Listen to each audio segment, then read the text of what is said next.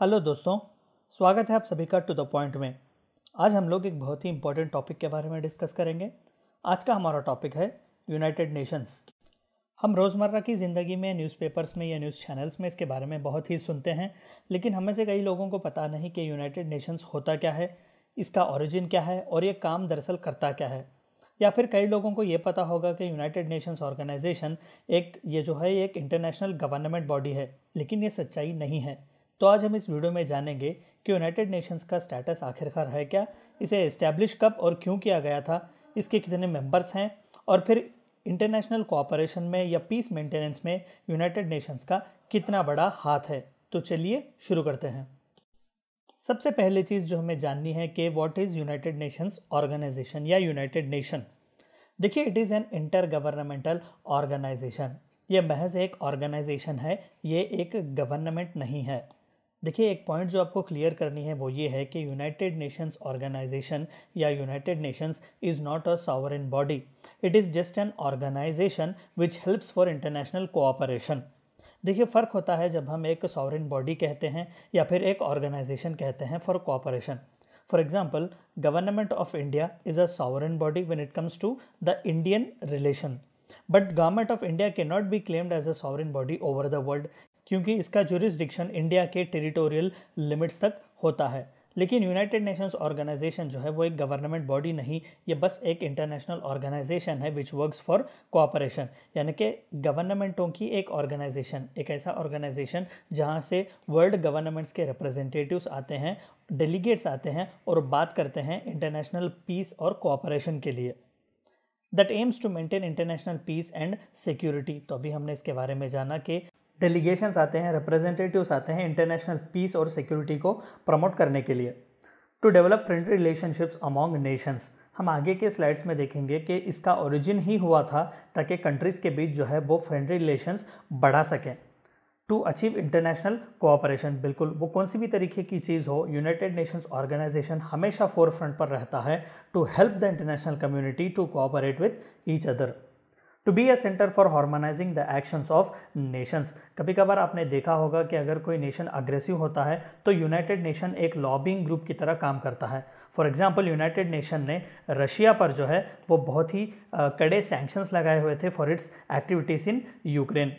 या फिर आपने देखा होगा कि जब इराक में 1986 में केमिकल वेपन्स का इस्तेमाल किया गया तो तब भी जो है यूनाइटेड नेशंस की जनरल असेंबली ने रेजोल्यूशंस पास किए थे कि इराक के खिलाफ एक मिलिट्री कंटिजेंसी भेजी जाएगी। तो इस तरीके से अलग अलग कंट्रीज़ के एक्ट्स को भी जो है वो हार्मोनाइज करता है। इट्स ऑरिजिन, तो यूनाइटेड नेशंस का एस्टेब्लिशमेंट आता कहाँ से है। The UN is headquartered on international territory in New York city. तो यूएनओ का या फिर यूनाइटेड नेशंस का हेडक्वार्टर्स जो है वो न्यूयॉर्क सिटी है, United States of America. United States of America दरअसल एक फाउंडिंग फादर है यूनाइटेड नेशंस का। Established after World War with aim of preventing future wars succeeding the ineffective League of Nations. इससे पहले कि हम आगे बढ़ें, वर्ल्ड वॉर 1 के बाद जो है लीग ऑफ नेशंस बनाया गया था ताकि अलाइज और फिर जो उनका एक्सिस था उनसे आगे किसी भी तरीके का वर्ल्ड वॉर ना आए। लेकिन league of Nations bitterly failed, क्योंकि वर्ल्ड वॉर 2 जो है वो फिर से एरप्ट हो गया। कहीं ना कहीं वेस्ट और ईस्ट के बीच जो है वो दूरियां बढ़ती जा रही थी। तो दरअसल United Nation is just a developed version of League of Nations. On 25 April 1945 50 governments met in San Francisco जो है वो यूनाइटेड स्टेट्स में है for a conference and started drafting the UN charter. दरअसल उस वक्त जो थे वो प्रेसिडेंट थे डी रूजवेल्ट। तो उनके लीडरशिप में जो है ये कॉन्फ्रेंस चलाई गई थी ताकि लीग ऑफ नेशंस के लिए एक सक्सेसर जो है वो ढूंढा जाए। At its founding the UN had 51 member states. This number grew to 193 in 2011, representing the vast majority of world's sovereign states. तो देखिएगा, आउट ऑफ समथिंग 220 या 210 कंट्रीज़ जो हैं दुनिया में, 193 कंट्रीज़ जो है वो यूनाइटेड नेशंस के मेंबर हैं। The membership which actually started with 51 members today now virtually represents the entire world, and this is what makes United Nations to be one of the most powerful international organizations. तो आइए UN के organs क्या है उसके बारे में बातचीत करते हैं। देखिए यूएन हैज़ 6 प्रिंसिपल ऑर्गन्स, यानी कि यूनाइटेड नेशंस जो है वो 6 पार्ट्स या फिर 6 ऑर्गन्स में बटा हुआ है। द जनरल असेंबली के अभी जो 193 कंट्रीज़ की जो मेंबरशिप की हमने बात की, वो पूरे कंट्रीज़ जो है अपने डेलीगेशन, अपने रिप्रेजेंटेटिव्स इसी जनरल असेंबली में भेजते हैं। आपने पिक्चर्स में भी देखा होगा कि एक बड़ा सा हॉल होता है जहाँ पर लोग बैठे हुए होते हैं। दरअसल वो पूरे 193 कंट्रीज़ के रिप्रेजेंटेटिव्स होते हैं जो कंट्रीज़ के लीडर्स को सुनने आते हैं। तो यहाँ से ही जो है वो वोट चलता है। Each country gets 1 vote to vote, यानी कि हर कंट्री को जो है वो 1 वोट दिया जाता है वहाँ के मामलों पर वोट करने के लिए, डिसाइड करने के लिए। The security council, United Nations security council, दरअसल पूरे यूएन ऑर्गेनाइजेशन में सबसे पावरफुल विंग अगर कुछ है तो वो यूनाइटेड नेशंस सिक्योरिटी काउंसिल है, क्योंकि पूरे इंटरनेशनल पीस और सिक्योरिटी रिलेटेड मामले जो है वो यूएनएससी यानी कि United nation security council deal करता है।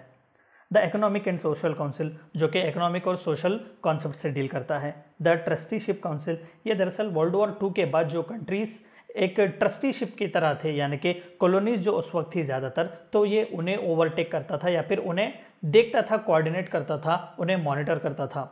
आजकल इसकी ज़्यादातर प्रोमिनेंस नहीं है, लेकिन आज भी ये एक ऑर्गन है। The international court of justice, देखिए यूएन का ही ऑर्गेनाइजेशन है या फिर विंग है इंटरनेशनल कोर्ट ऑफ जस्टिस, जो कि द हेग में है। यूएन सेक्रेटेरिएट, जिससे कि पूरे ब्यूरोक्रेट जो कि यूएन रिलेटेड होते हैं, एम्बेसडर्स होते हैं, वहाँ से काम करते हैं। The UN system includes a multitude of specialized agencies such as World Bank Group, the World Health Organization, the World Food Program, UNESCO and UNICEF। तो ये जो है वो स्पेशलाइज्ड एजेंसीज है यूएन के, यानी कि यूनाइटेड नेशंस के। ये दरअसल यूनाइटेड नेशंस की स्पेशलाइज्ड एजेंसीज है, लेकिन ऑर्गन्स नहीं है, यानी कि they work autonomous and independent, but yet they are part of United Nations. So what is the present status of United Nations? देखिए United Nations, its officers and its agencies have won many Nobel Peace Prizes, though other evaluations of its ineffectiveness have been mixed। कई लोग जो है वो United Nations को praise करते हैं for its success in maintaining peace and security, क्योंकि world war 2 के बाद हमें वर्ल्ड वॉर 3 देखने नहीं पड़ा। And many experts believe that it is because of United Nations. हमने जो पहले स्लाइड में देखा कि they help in harmonising the countries actions. लेकिन कई एक्सपर्ट्स का ये भी मानना है कि यूनाइटेड नेशंस जो है वो महज वेस्ट का, यानी कि यूनाइटेड स्टेट्स ऑफ अमेरिका या यूके या फ्रांस जैसे पावरफुल कंट्रीज़ का बस एक लॉबी ग्रुप की तरह बच चुका है। उसके कई इनफेक्टिवनेस है या फिर कई बार ये इनफेक्टिव रहा। कई एग्जांपल्स जो देते हैं वो है पैलेस्टीन का मामला भी जो है वो रिजॉल्व नहीं हुआ, और भी जो है लेबनान क्राइसिस की बात हम करते हैं, ठीक है। तो ऐसे कई क्राइसिस आ चुके जहाँ पर लोगों को या फिर एक्सपर्ट्स को ये पता चला कि United Nations is supreme, but it is also not infallible. Some commentators believe the organization to be an important force for peace and human development, बिल्कुल, while others have called it ineffective, biased and corrupt। तो जो कुछ भी allegations हो, जो कुछ भी positives और negatives हो, United Nations has been successful in preventing a World War 3। सो ये थी चंद बातें जो आपको जाननी थी यूनाइटेड नेशंस के बारे में।